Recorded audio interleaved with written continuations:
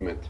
The hula hoop movement is about moving the pelvis gently in a circle and creating gentle movements on the lower back, pulling and stretching the muscles from the sacrum to the lumbar, all the way through the thoracic spine and the hip and the abdominal. So the circles can be done small. So when you're really in pain, you'll be surprised how just a small circle like this can create a little bit of movement and remove some of the stagnation and start the stretching process. You have to understand your whole soft tissue is shrunk and compressed against your lumbar, sacrum, tailbone, and the thoracic spine, the connection of the thoracic and lumbar.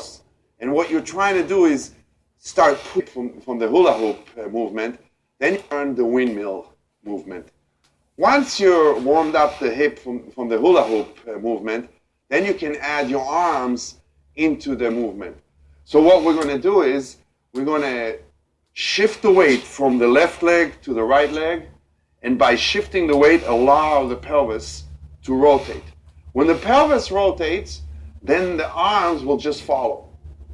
And again, you can start with a very small movement, go to medium, and eventually, or over time, large. You see, I shift, increase, the heart rate increases, and the blood is throughout the muscle. You can feel it. You can feel much warmer. Then we'll start with the first basic stretch. The first basic stretch is just to start moving the soft tissue from the pelvis floor towards the back.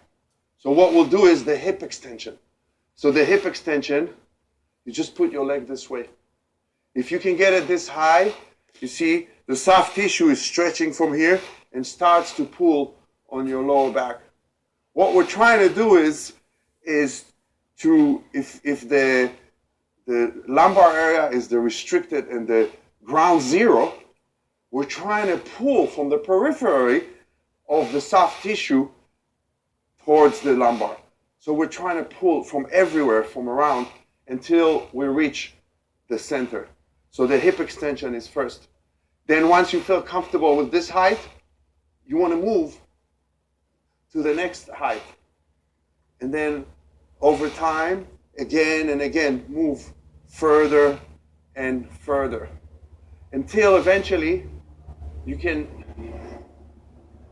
put the leg up on a chair, and then over time move the leg higher up.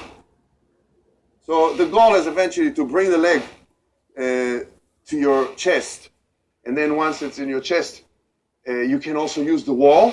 So you stand with your back against the wall, and then you move the knee up to your chest.